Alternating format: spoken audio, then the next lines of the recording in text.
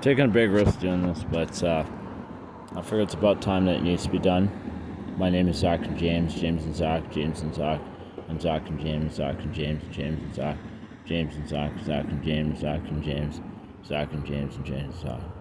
All one.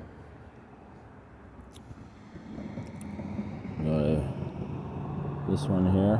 I gotta appreciate this group here. The 1st Cavalry Division, the first team, is a combined arms division of the most decorated combat divisions of the United States Army, based in Fort Hood, Texas. It was formed in 1921 and served during World War II, Korean War, and Vietnam War, Persian Gulf War. Stabilization base force in Bosnia and Sarajevo. The Iraq War, the War of Afghanistan, was Operation Freedom, Sentinel Operation, and Operation Inherent Resolve. As of July 2023, the 1st Cavalry Division is subordinate to the 3rd Armored Corps and is commanded by Major General Thomas M. Fetley. Which looks pretty good. You're a backwater team, as I understand, and I know that you're backwater to the point where you're basically stuck right in the very back of the DoD's importance division. The divisions of importance, you're basically right back there. You're the best they've got, but they shove you in a place where I don't think you deserve to be. No, I don't think that's fair. I'm going to say the back burner generals and admirals, the backwater generals and admirals, the back 40 admirals and generals, don't be afraid to stand up to this. Don't let that government shutdown go on for another 2 days. That's going to be terrible. That's going to be terrible, man. Please don't. For the sake of this guy and us too. Bad call. That was done by the little rats left. They did. They went somewhere else on Earth. Oh, fuck, man. Okay. Sorry, man. In the meantime, I'm just going to remember one thing. You guys have my utmost respects as a civilian on the streets. You're the only team of men and women outside of this country called Canada that I respect in a military and in a force too, and that's always going to be the case with me. And that basically I'll have to say this once again. Hooah.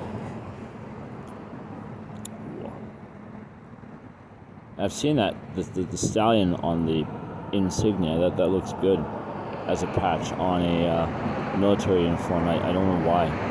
There's something about it just makes my knees a little weak on the inside. That's what I figured.